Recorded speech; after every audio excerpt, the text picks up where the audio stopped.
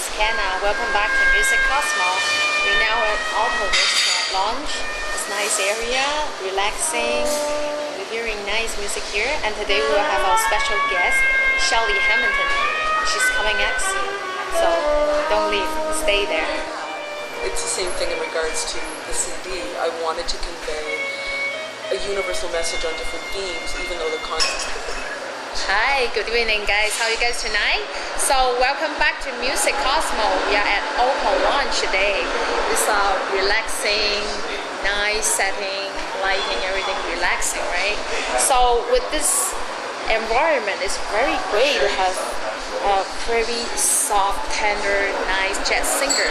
So we have our special guest today, and her name is Shelley Hamilton. It's my honor to have her here today. So Shelley, why don't you introduce a little bit about yourself so our audience will get to know you. Well, to get to know me a little bit better, as you have said, my name is Shelley Hamilton. I'm a singer and an actor that works here in Toronto, this fantastic city. Mainly the genre that I would be considered working in would be jazz, but I like to call it more like a jazz soul because I always try to add my own elements in my music. I released my own CD last year at the Glengold studio, but before that I've been a vocalist that has worked with various artists all over the city, and in 2003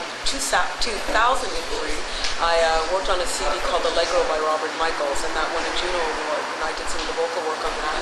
I've also worked with another artist by the name of Jamie Bonk, who is a great guitarist here in the city, and I've been very fortunate to work with several incredible musicians all over Canada and the US, Europe, but it's great to be home and sticking home now and doing more of my music here. Yeah, especially you always live in Canada, so you're very patriotic. Yes, we can understand from the point of view that you set it up on the back of your CD. So the next thing I'm really interested, because everyone has their background and they have something to light them up of doing things. Yeah. Then what inspires you that you want to be a musician, an artist, or an actor? Why not, like engineer, something like that? What made you becoming? I've had a conversation about this before with someone, and I'm one of those people that has been very fortunate to know that this was all I knew I wanted to do from a very early age. I never really had any inclination towards anything else as passionately as this. So I started singing at a really young age in junior high school. Even in elementary school, I was always the kid that sang louder than everybody else in junior choir. So when I got into my mid-teens, I started just singing with people, singing with other friends, singing in a band in school, trying to find other musicians to work with. And I ended up having the opportunity to work with a lot of older musicians as I got older in Halifax, because I'm originally from Nova Scotia, and those were my original roots of music. And a lot of the older musicians I worked with were always like, you've got to know the past in order to create your own future. And I've always believed that, and I've also tried to instill that in the next generation of musicians that are getting into jazz music. You have to know the past and the roots of music in order to develop and define your own style. So for me, it was everything. I mean, I listened to a lot of pop culture music at that time, but a lot of the older musicians got me into jazz and other elements of jazz and instrumental artists. Listening to everything from Joni Mitchell and then Roberta Flack and Gladys Knight, and then going back into Melissa Manchester of all things, and then getting back into, again, Billie Holiday. So all these amazing vocalists and all these amazing musicians were my influences, which is why to this day my style and my influences have always been very eclectic. Do not ask me what my favorite song is or what my favorite singer is. Never ever, because everybody is different and there are different categories in music, so you can't really say this singer is the best. Maybe he's the best in jazz, but not the best in classical. Right? And that's how I feel. There's different elements of music that I have favorites of, but there's never one favorite for me because there's been too many influences for me musically to define myself by that one person that I like so much. So I feel really blessed to have been influenced by so many different styles. Great. Then what make you really fall in jazz? Like how do you put different elements? Let's say you take an aspect from pop music. How do you transfer or transform that type of rhythm or beats into jazz? It doesn't happen necessarily by changing it rhythmically. For me, the arrangements come organically. The first thing I do is I listen to the lyrics, and based on the lyrics, I decide how the story should be told. If it has been traditionally always done as a fast tune, sometimes I like to change it as a slow tune so I can emulate more of the emotion. Sometimes completely the opposite. If it's a slow tune, I like to take it as a fast tune. One of the songs on my CD I originally heard as a country tune. And I didn't hear it as country. I heard it to be like a really soul pop tune, and I wanted to change the arrangement. So different things like that. It's usually the lyrics first that speak to me, because I look at the music as something I need to communicate, and I am the conduit, I'm the communicator.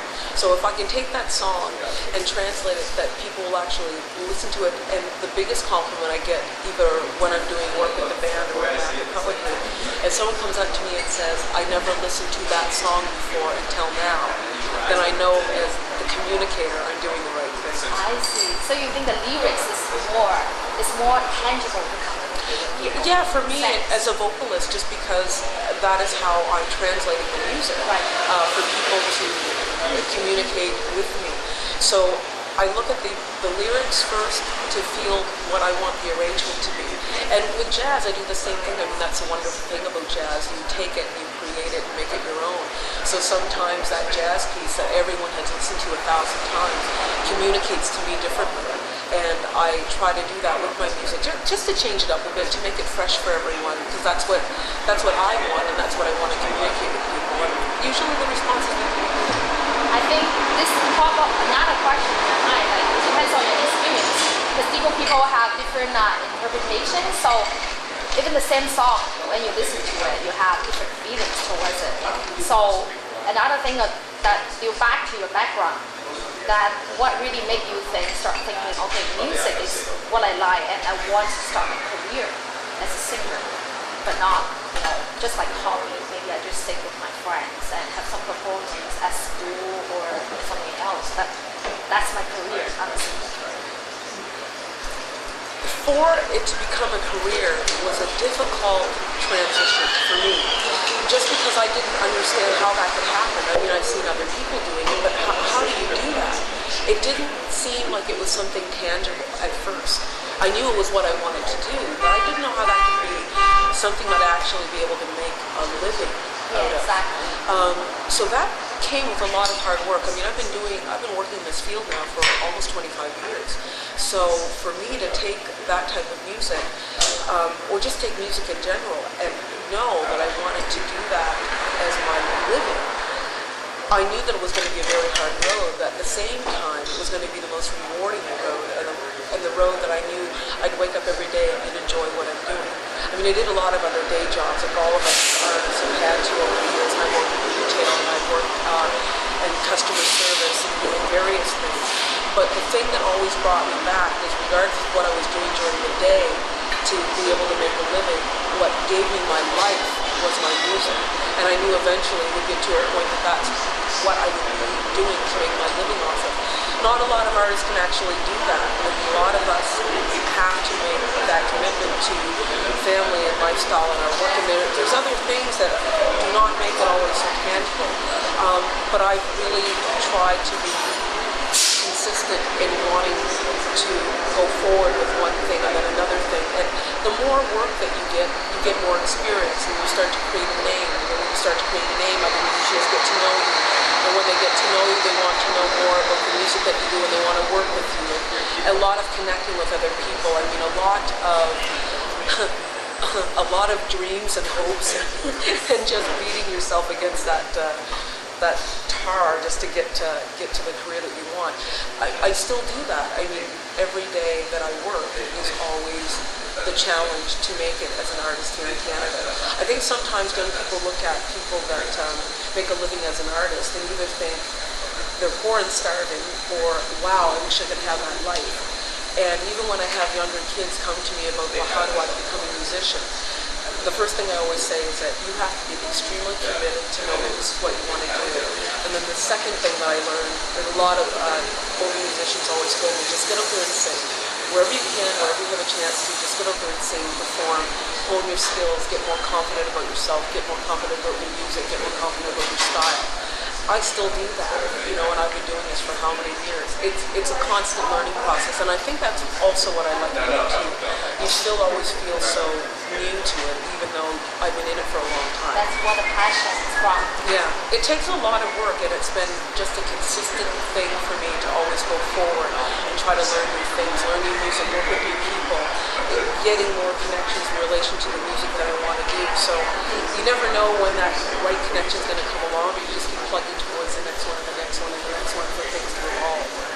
Oh, and I noticed that you teach like with kids, with some animals, of course. What do you find so interesting? What's the difference of being a teacher and a singer?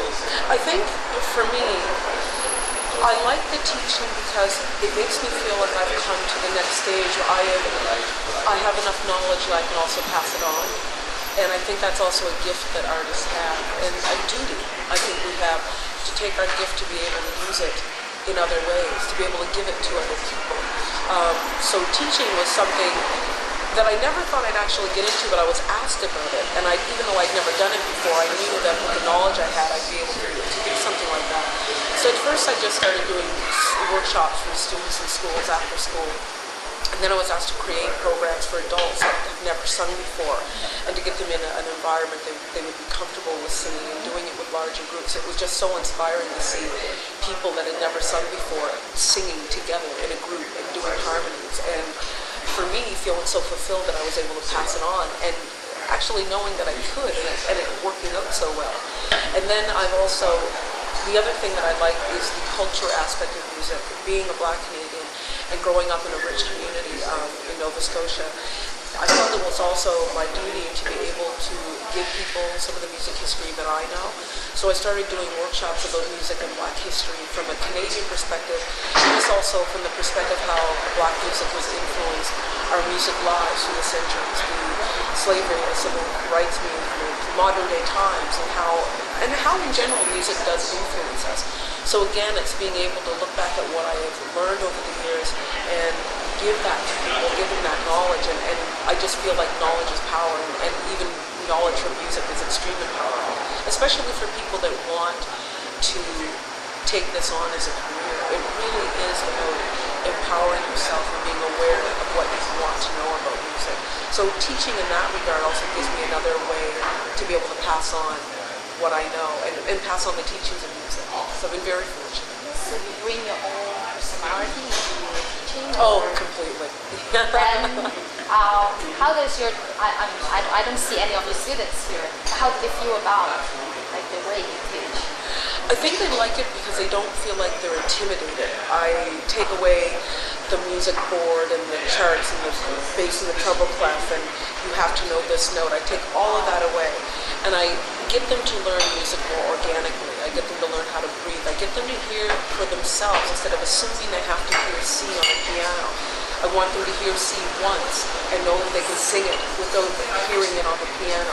So I get them more in touch with themselves organically, and that's what's inspiring, because a lot of the students that I teach in a school setting, they're used to music being taught to them on a board and having to play, and I'm taking all of that away from them and making them fly by their own bodies and by their own voices, which for a lot of people, especially if you've never sung before, can be quite scary. But at the same time, it's really invigorating when you actually get it. And I love seeing kids or adults get it. When they get it, that's exciting. Because then they feel like how I've always felt since I was a little kid, that my whole body is a tool.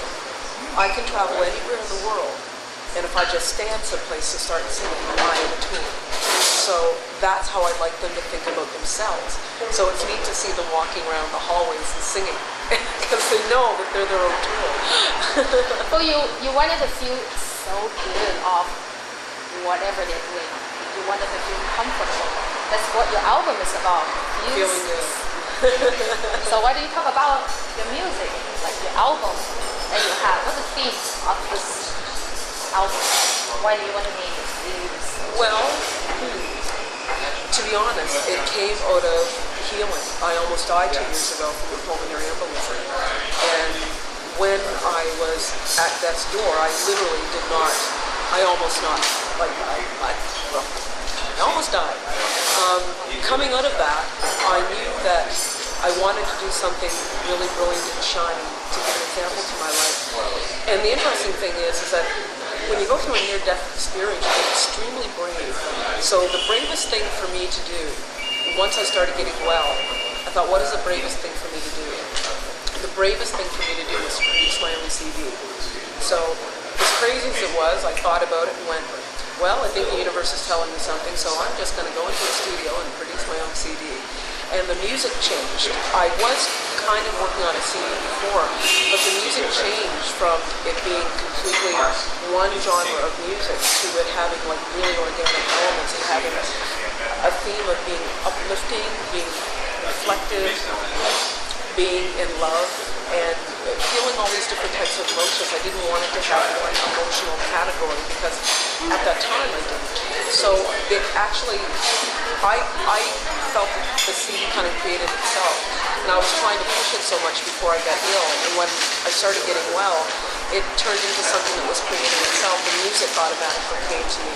The songs that I had written, I finally wanted to actually do something with them and actually pass it on to CD. Some of the arrangements of tunes that I'd known from years ago that I wanted to do came back to me, and I wanted to do them completely different so they'd be mine. So out of that, when I finally released the CD, I felt completely healed. And that's what was really exciting, is that when it was done, I felt well. But that's a totally different experience when you are almost at the edge of that. Yeah. Then you came up with different ideas, the thing that you were fear of doing, and you think even the you were close to that. So then you turn up with someone who that, okay, I don't care, even my life was almost passing away, then I should really do something that I like, that I would feel good about it. Yeah. Can you specifically point out some songs that carries that spirit there?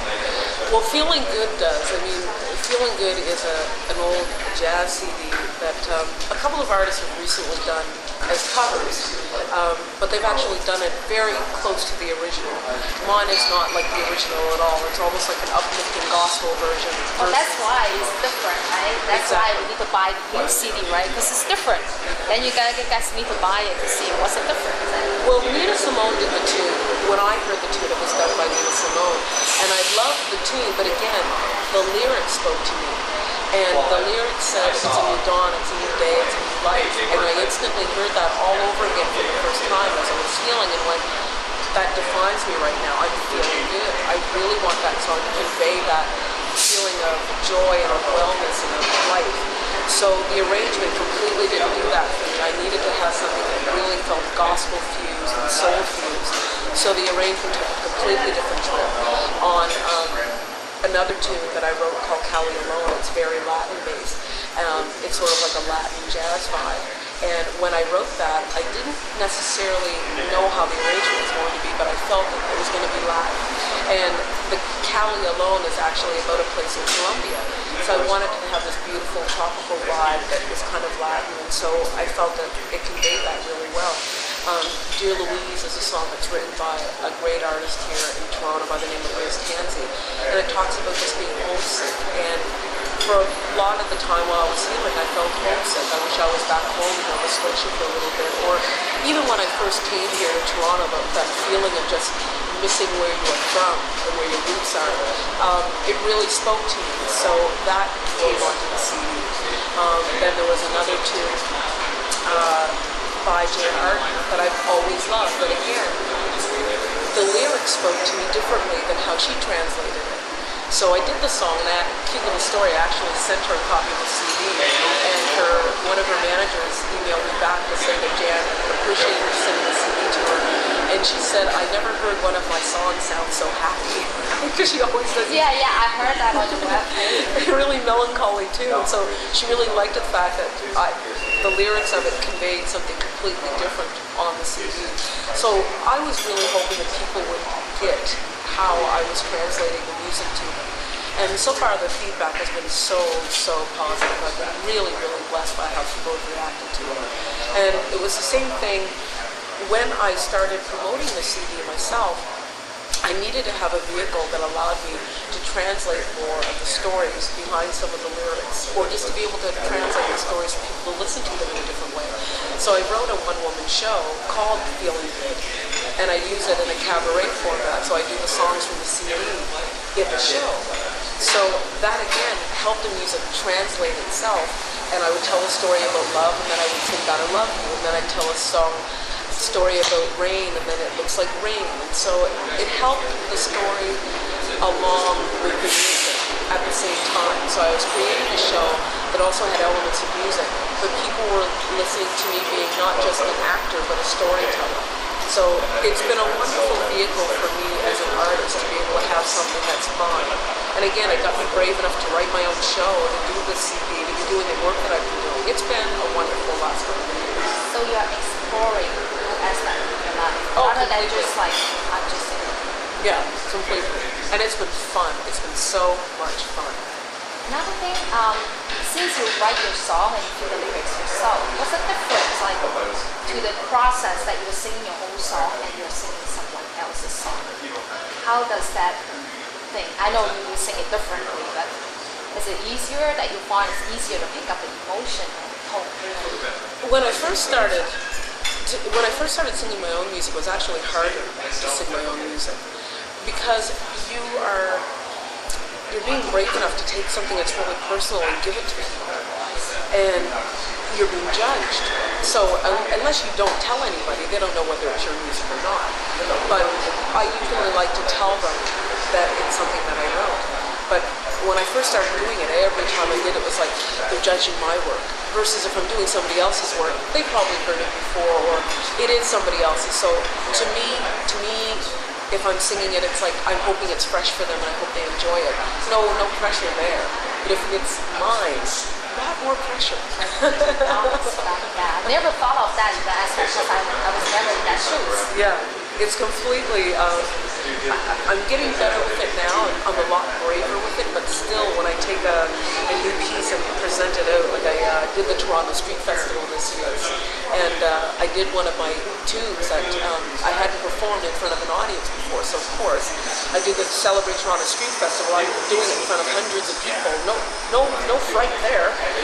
So I started doing it, and by the time I got to the end of it, that's when it felt comfortable. When I first started doing it, I was just butterflies. So now it's done. Now once I do it the first time, it's a lot easier, but it's still difficult to do your own music. You're just challenging yourself. Well, that's what life is about, experiencing new things, getting better, and moving towards another level. So where can we find your CD? Since we have a nice program here and finding out who Shelley is, and I know whoever's sitting beside and wants to know where to get Shelley's CD. Well, I'm an independent artist, so you can find it at places that support my work. A different book list at Backers to Galore. Sam the Record Man at Young and Dundas carries it, and you can also get it directly from me off my website, www.shellingham.ca. Don't miss it out. And what about your concert? Like, what's live music? Besides Opal Lounge is one of the places. It's on 472 Queen Street West. Here's one place, and where else can you listen to the concert? I'll be at the Drake Hotel this month, I believe on the 26th of September, doing a benefit for Mad Track, but I'll be there with my band doing live music, so that'll be great. You can occasionally catch me at Nolan's, which is at 299 King Street West, and various places around the city. You never know where I'm going to pop up next. Fiona McCool's, I believe, on Sunday starting in October from 6 to 9. Is there any calendar or your schedule that we can find from the website that will always get updated, right? Yeah, my website is always updated about any places that I'm playing at on a regular basis. You can always check there. And you can always email me to ask me where I'm playing at or to be on my mailing list, and I'll send out the info and let you know where I'm at next. So we can always go after you, if you get that? Between me and my a cappella group, the Delightful Divas, you can find us around the city all the time. Then next question, what do you find like what kind of achievement that you think you receive at this stage of your life? What is the one thing that make you feel so good about continuing music? I think the best thing that I feel good about right now, besides my CD, because I do feel good about it, hence the name, I guess the best thing I feel good about is that I'm still doing this. I'm still in the business. I'm still plugging.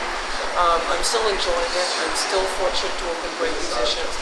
I'm blessed that when I get ready to go to work, I enjoy what I do and I look forward to it. Something as little as that makes me feel so alive. And just the whole process of anything that I do related to being an artist, I get to give to people. So whether I'm teaching or whether I'm acting or whether I'm doing a show or whether I'm performing here, the biggest element is I'm still getting to give to people. And that's about as organic as it gets. I mean, it's absolutely a pleasure. I'm very blessed. I'm so blessed to be able to do that. That's my joy. Here's your studio. I make comment of your student. My studio is me. Oh. So when anyone hires me, I go there. I don't teach at home. I teach in various facilities. So wherever I'm hired to teach is where I teach. Usually during February is my busiest month because I teach my Black History workshops then. And I usually give locations in the city if I'm doing an actual presentation at a specific event or place. I usually let people know about it again all on my website. I see. So we get to know you a little bit of your past and what you're doing right now. Then can you tell me a little bit about what you're planning to do in the next 5 years? What's your next goal? Oh my goodness, the next 5 years, I never think that far, darling. 5 months. Well, I'm very blessed. What the video I did off of my CD for Cali alone is going to be on Bravo Television this fall. So that was a goal that I wanted to achieve, and that's going to be happening.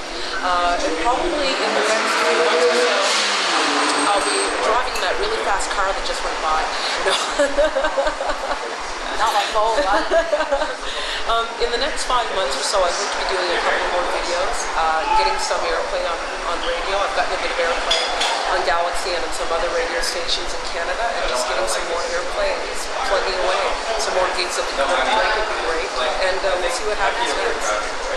You know, like, through this interview, I got so many inspiration from you and being a young artist. It's really, really inspiring. And then I'm really admiring the spirit that you have, that you really pursue what you're doing and trying to push, to reach your dream and your goal, not just like living for surviving. And for a lot of young artists out there, what do you say to encourage them to reach their dream? If they want to be an artist or if they just try to reach their dream, not necessarily an artist. If you feel really driven and you have a passion about it, you have to be brave. I see so many young kids that aren't brave, or they think that they don't really need to do a lot, so they think that they can do it in a lazy way, or they're just not brave enough to do something like perform your own music, or do a gig, or present your work, whatever it is, be it writing or painting or what have you. You have to be brave, and you have to constantly go forward with it and stay connected. It's like what I said earlier, one of the best pieces of advice I got from another older artist to me, and she said, sing, just sing. Wherever you have an opportunity to, wherever you have an opportunity to, sing. Because people will get to know you and they'll find out that's what you do, that's what your passion is. So as crazy as it sounds, just be brave and continue to go forward with it. And if you can do that, you have confidence and you're getting positive feedback, then you're probably meant to continue doing it. And if you don't want to be brave, then do it at least to fulfill yourself. I know some people that love singing because they love singing. Yeah, yeah. They don't want to do it as a career, but they find that it's passionate for them. So if you do anything that gives you passion, that's regardless going to fulfill your life. It just so happens that my passion is also what I do to make a living, so I'm doubly blessed.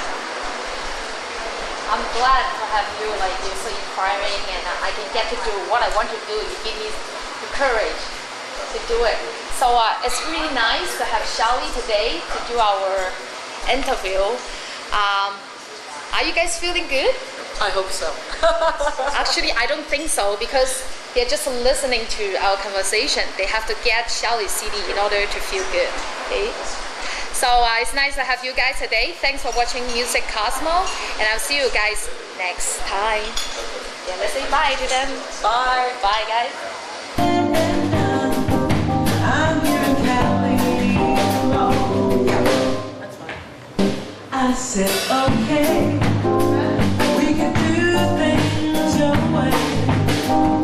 The first class ticket, the sky's the limit.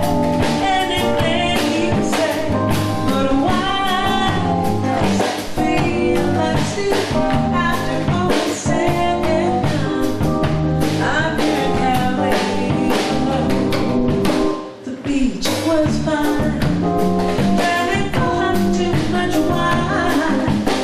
You said I like lunch and I'm still waiting for you. You're all worth no pay.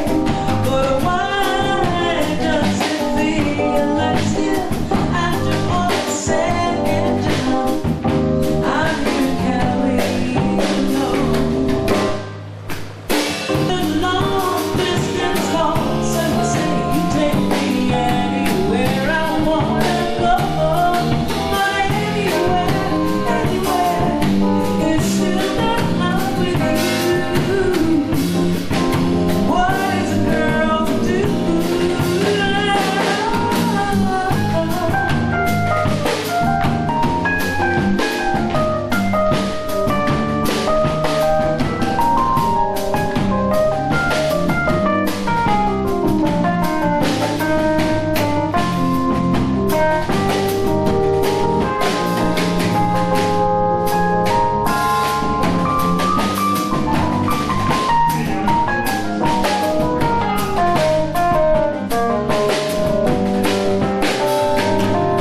A late night dance, candlelight for romance. My night dress is wasted, the last drink is late. This kind of love will never do. But why does it feel like still after all is said and done? I'm here in Cali, so alone in Cali. Tell me why does it feel like still after all is said and done? I'm here in Cali. In Cali, so alone. I am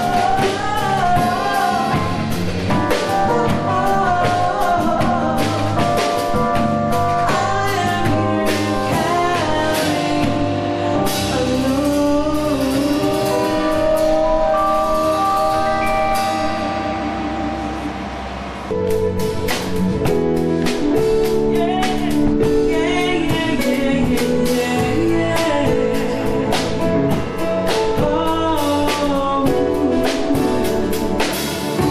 Cali I've been resisting for a long time the ways of love.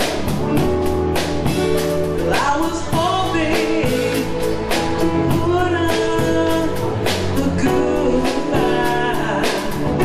Yeah, but that moment that I saw you, my heart when time stood still, like you never had a will. Time stood still, and I give in to this thrill.